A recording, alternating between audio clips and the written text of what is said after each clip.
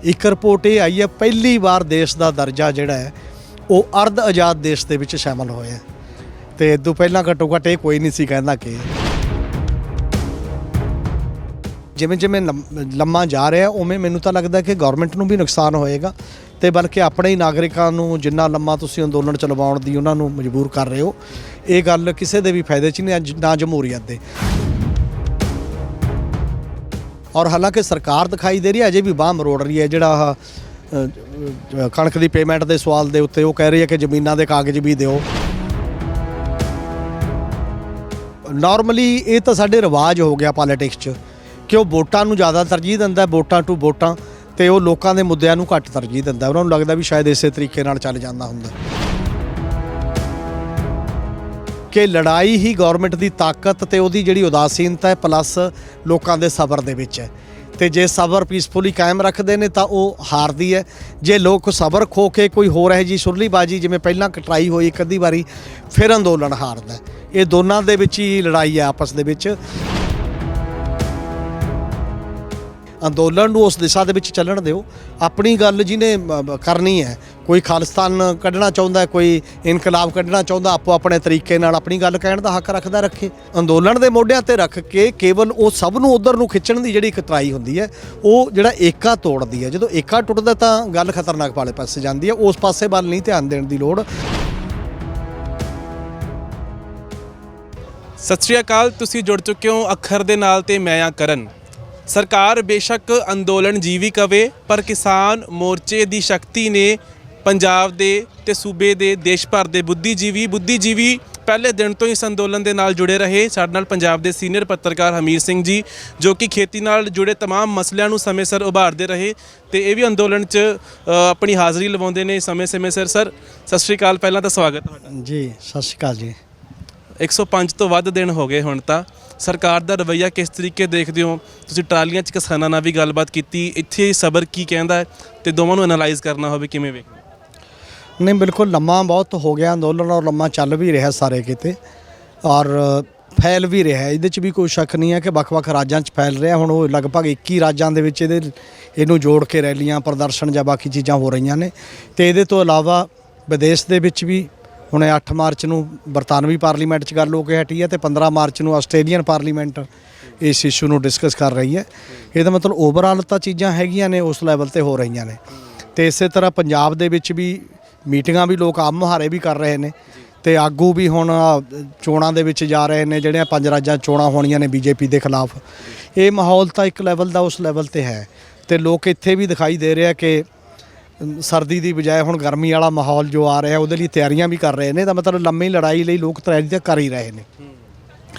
बिना शक एक हाड़ी का सीजन भी आ रहा है जो लोगों को काम भी पैना है तो उस काम दे विचों किवें मैनेज करना है औखा काम है। पर लगता है कि लोग यह जी तरतीब बना रहे हैं, ब्योंतबंदी बना रहे हैं, मजबूत उस लैवल पर कर रहे हैं।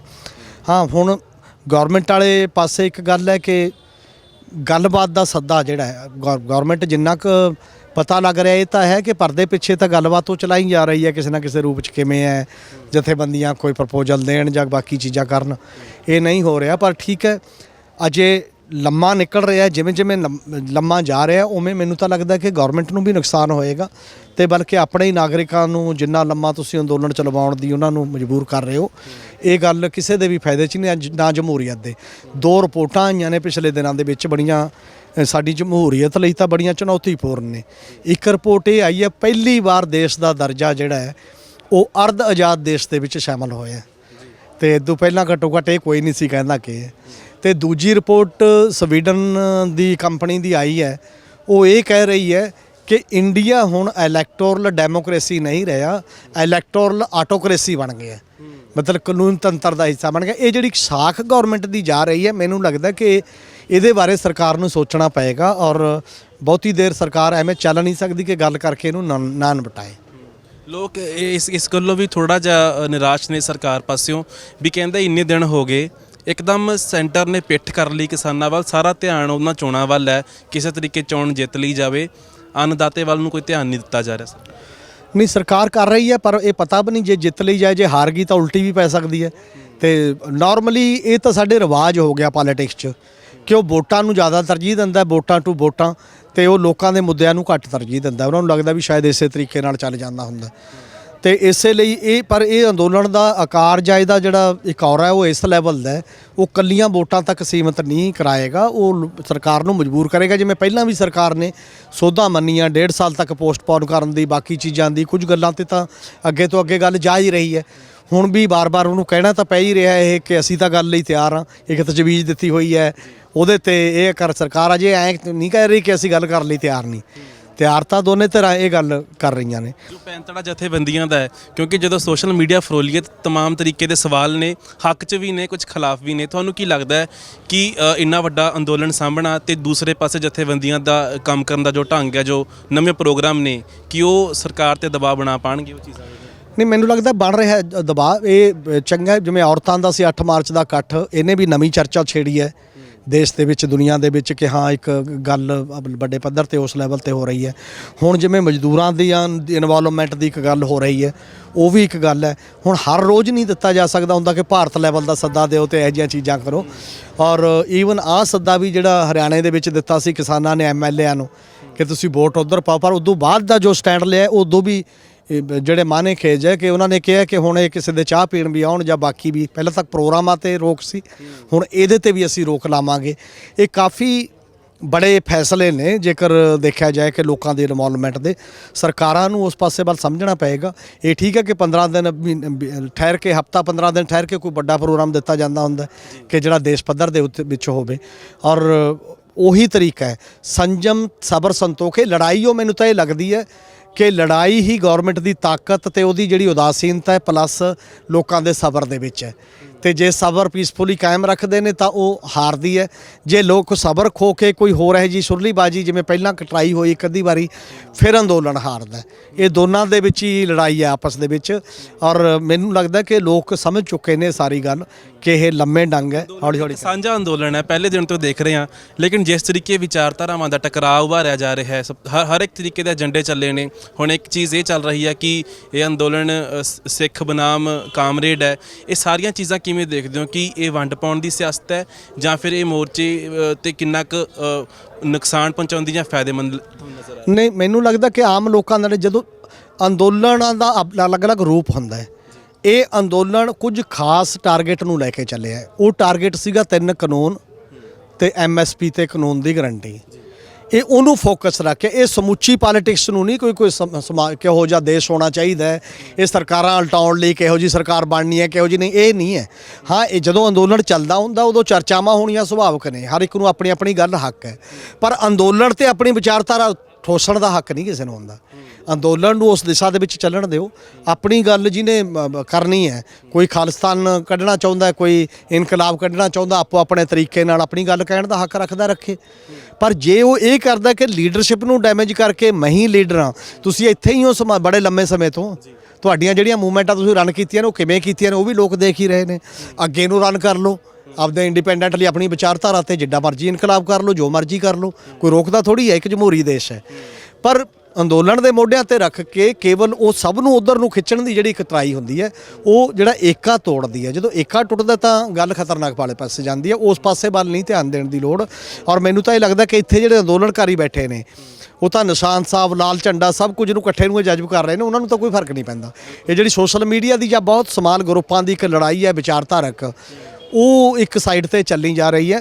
ਪਰ ਉਹਨਾਂ ਨੂੰ ਵੀ ਮੈਨੂੰ ਲੱਗਦਾ ਪਿਛਲੇ ਦਿਨਾਂ 'ਚ ਕੁਝ ਘਟਨਾਵਾਂ ਐਸੀਆਂ ਵਾਪਰੀਆਂ ਨੇ, ਉਹਨਾਂ ਨੇ ਵੀ ਕਿਹਾ ਜ਼ਰੂਰ ਹੈ ਇਹ ਕਿ ਅਸੀਂ ਅੰਦੋਲਨ ਦੇ ਨਾਲ ਆ, ਅਸੀਂ ਕੋਈ ਅਲੱਗ ਹੋ ਨਹੀਂ ਕਰਾਂਗੇ। ਤੇ ਇਹਦਾ ਮਤਲਬ ਇਹ ਹੈ ਕਿ ਲੋਕਾਂ ਦਾ ਦਬਾਅ ਤਾਂ ਸਭ ਨੂੰ ਇਕੱਠੇ ਰੱਖਣ 'ਚ ਹੈ। ਇਹ ਅੰਦੋਲਨ ਉਹਨਾਂ ਤੋਂ ਵੀ ਅਹਿਸਾਸ 'ਚ ਆ ਰਿਹਾ। ਜਿਹੜੀ ਪਿਛਲੇ ਦਿਨਾਂ 'ਚ ਇੱਕ ਸਾਂਝੀ ਨਵਰੀਤ ਦੇ ਅਰਦਾਸ ਹੋਈ ਸੀ, ਉੱਥੇ ਸਾਰੀਆਂ ਧਿਰਾਂ ਦੇ ਬੰਦੇ ਕਹਿ ਰਹੇ ਨੇ ਕਿ ਜਿਵੇਂ ਜਥੇਬੰਦੀਆਂ ਕਹਿਣਗੀਆਂ, ਜਿਵੇਂ ਅੰਦੋਲਨ ਹੋਊ ਅਸੀਂ ਉਹਨੂੰ ਮੰਨਾਂਗੇ। ਇਹ ਇੱਕ ਪੋਜ਼ਿਟਿਵ ਗੱਲ ਹੈ ਉਹਦੇ 'ਚ। ਤੁਸੀਂ ਕਿਹਾ ਕਿ 3 ਚੀਜ਼ਾਂ ਨੂੰ ਲੈ ਕੇ ਸਹਿਮਤੀ ਬਣੀ ਹੋਈ ਹੈ। ਦਿਸ਼ਾ ਦੀ ਤੁਸੀਂ ਗੱਲ ਕੀਤੀ, ਦਿਸ਼ਾ ਹੁਣ ਤੱਕ ਦੀ ਦਿਸ਼ਾ ਕਿਵੇਂ ਦੇਖਦੇ ਹੋ? ਸਹੀ ਪਾਸੇ ਜਾ ਰਿਹਾ ਹੈ ਤੇ ਭਵਿੱਖ ਕਿਵੇਂ ਰੀਡ ਕਰਦੇ ਹੋ? ਆਖਰੀ ਸਵਾਲ। ਨਹੀਂ, ਮੈਨੂੰ ਲੱਗਦਾ ਕਿ ਦਿਸ਼ਾ ਠੀਕ ਹੈ ਤੇ ਅਜੇ ਤੱਕ ਕਿਸਾਨ ਜਥੇਬੰਦੀਆਂ ਦਾ ਫੋਕਸ ਤਾਂ ਉਹੀ ਹੈ ਤੇ ਉਸ ਫੋਕਸ ਦੇ ਨਾਲ ਦੀ ਨਾਲ ਜਿੱਥੋਂ ਵੀ ਕਿਤੇ BJP ਕਮਜ਼ੋਰ ਹੁੰਦੀ ਹੈ ਤੇ ਉਹ ਮਜਬੂਰ ਹੁੰਦੀ ਹੈ, ਉਸ ਪਾਸੇ ਵੱਲ ਕਦਮ ਉਹ ਉਠਾਇਆ ਜਾ ਰਿਹਾ ਹੈ। ਔਰ ਹਾਲਾਂਕਿ ਸਰਕਾਰ ਦਿਖਾਈ ਦੇ ਰਹੀ ਹੈ ਅਜੇ ਵੀ ਬਾਂਹ ਮਰੋੜ ਰਹੀ ਹੈ। ਜਿਹੜਾ ਕਣਕ ਦੀ ਪੇਮੈਂਟ ਦੇ ਸਵਾਲ ਦੇ ਉੱਤੇ ਉਹ ਕਹਿ ਰਹੀ ਹੈ ਕਿ ਜ਼ਮੀਨਾਂ ਦੇ ਕਾਗਜ਼ ਵੀ ਦਿਓ। ਇਹ ਸਾਰਾ ਅਸਲ 'ਚ ਹੋਰ ਕੋਈ ਕੰਮ ਨਹੀਂ, ਹੁਣ ਬਾਂਹ ਮਰੋੜਨ ਦਾ ਕੰਮ ਹੈ। ਪੰਜਾਬ ਗੌਰਮੈਂਟ ਨੂੰ ਵੀ ਸ਼ਾਇਦ ਇਹ ਫੋਰਸ ਕਰ ਰਹੀ ਹੈ ਤੁਸੀਂ ਆਪਦੇ ਕਿਸਾਨਾਂ ਨੂੰ ਬਣਾਓ। ਸਾਡੇ ਨਾਲ ਐ ਕਿਉਂ ਕਰਦੇ ਨੇ ਤੁਹਾਡੀ ਗੱਲ ਠੀਕ ਹੈ, ਕਿਸਾਨਾਂ 'ਚ ਡਰ ਹੈ, ਕਹਿੰਦੇ ਵੀ ਹੁਣ ਫਸਲ ਮੰਡੀਆਂ 'ਚ ਲੈ ਕੇ ਜਾਵਾਂਗੇ ਖੋਰੇ ਉਹ ਖਰੀਦ ਹੁੰਦੀ ਉਹਦੀ ਕਿ ਨਹੀਂ, ਕਿਉਂਕਿ ਸਰਕਾਰ ਦਾ ਰਵੱਈਆ ਤਾਂ ਸਾਹਮਣੇ ਆ ਚੁੱਕਾ ਹੈ। ਤਾਂ ਇਸ ਡਰ ਨੂੰ ਕਿਵੇਂ ਦੇਖਦੇ ਹੋ, ਕਿਸਾਨਾਂ ਨੂੰ ਡਰਨਾ ਚਾਹੀਦਾ ਜਾਂ ਕਾਨੂੰਨ ਕੀ ਕਹਿੰਦਾ? ਨਹੀਂ, ਮੈਨੂੰ ਲੱਗਦਾ ਸਰਕਾਰ ਇਹ ਅਫੋਰਡ ਨਹੀਂ ਕਰ ਸਕਦੀ ਕਿ ਕਣਕ ਨਾ ਖਰੀਦੇ। ਇਸ ਸਮੇਂ ਤਾਂ ਬਿਲਕੁਲ ਹੀ ਨਹੀਂ ਕਰ ਸਕਦੀ ਐਡੇ ਵੱਡੇ ਅੰਦੋਲਨ 'ਚ। ਹਾਂ, ਨੇੜੇ ਤੱਕ ਲਿਜਾਂਦੇ ਕਈ ਵਾਰ ਪ੍ਰੈਸ਼ਰ ਟਰੈਕਟ ਹੁੰਦਾ ਹੈ, ਪ੍ਰੈਸ਼ਰ ਤਾਂ ਪਾ ਹੀ ਰਹੀ ਹੈ ਔਰ ਉਹ ਟੈਕਟਿਕਸ ਨੂੰ ਵਰਤ ਰਹੀ ਹੈ ਉਹ ਸਾਰੇ ਗੱਲਾਂ ਦੇ ਵਿੱਚ। ਤੇ ਮੈਨੂੰ ਲੱਗਦਾ ਕਿ ਇਹੋ ਜਿਹੇ ਟੈਕਟਿਕਸ ਨਾਲ ਬਾਹਲਾ ਨਹੀਂ ਚੱਲਣਾ। ਪਹਿਲਾਂ ਵੀ ਸਰਕਾਰ ਨੇ ਜਦੋਂ ਟ੍ਰੇਨਾਂ ਬੰਦ ਕੀਤੀਆਂ ਸੀ ਉਦੋਂ ਵੀ ਇੱਕ ਟੈਕਟ ਵਰਤਿਆ ਸੀ, ਪਰ ਉਹ ਅੰਦੋਲਨਕਾਰੀਆਂ ਨੇ ਆਪਣਾ ਇੱਕ ਰੂਟ ਲੈ ਲਿਆ ਤੇ ਅੰਦੋਲਨ ਉਦੋਂ ਜ਼ਿਆਦਾ ਹੀ ਤੇਜ਼ ਹੋਇਆ, ਕੋਈ ਫਰਕ ਨਹੀਂ ਪਿਆ। ਤੇ ਇਹੋ ਜਿਹੇ ਟੈਕਟਬਾਜੀ ਛੱਡ ਕੇ ਗਵਰਨਮੈਂਟ ਨੂੰ ਸਿੱਧੇ ਤਰੀਕੇ ਦੇ ਨਾਲ ਗੱਲਬਾਤ ਕਰਕੇ ਮਾਮਲਾ ਨਿਬੇੜਨਾ ਚਾਹੀਦਾ। ਆਖਰੀ ਸਵਾਲ, ਇਸ ਅੰਦੋਲਨ ਦਾ, ਇਸ ਮੋਰਚੇ ਦਾ ਫਿਊਚਰ ਕੀ ਰੀਡ ਕਰ ਰਹੇ ਹੋ ਤੁਸੀਂ? ਕਿੰਨਾ ਕੁ ਲੰਮਾ ਚੱਲਣ ਦੇ ਆਸਾਰ ਨਜ਼ਰ ਆ ਰਹੇ ਨੇ ਤੁਹਾਨੂੰ, ਜਾਂ ਇੰਪੈਕਟ ਕਿੰਨੀ ਕੁ ਚਿਰ 'ਚ ਪੈਂਦਾ ਨਜ਼ਰ ਆ? ਨਹੀਂ, ਮੈਨੂੰ ਲੱਗਦਾ ਕਿ ਅੰਦੋਲਨ ਵੈਸੇ ਹੀ ਜਿਹੜਾ ਅੰਦੋਲਨ ਆਪਣਾ ਬਹੁਤ ਵੱਡਾ ਕੰਮ ਕਰ ਚੁੱਕਿਆ, ਬੰਦਾ ਬਦਲ ਚੁੱਕਿਆ, ਸਮਾਜਿਕ ਤਰੀਕਾ ਲੋਕ ਸੋਚਣ ਲੱਗੇ ਨੇ, ਉਹ ਸਾਰੀਆਂ ਚੀਜ਼ਾਂ ਤਾਂ ਆਪਣੀ ਜਗ੍ਹਾ ਨੇ।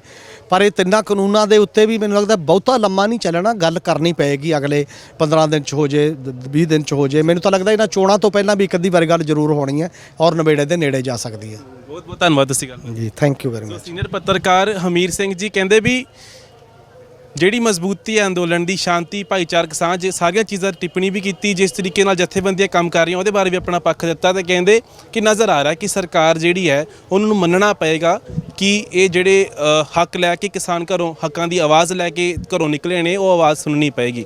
ਆਪਣੇ ਸਹਿਯੋਗੀ ਰਵੀ ਸ਼ੰਕਰ ਦੇ ਨਾਲ ਕਰਨ ਸ਼ਰਮਾ, ਅੱਖਰ ਦੇ ਲਈ।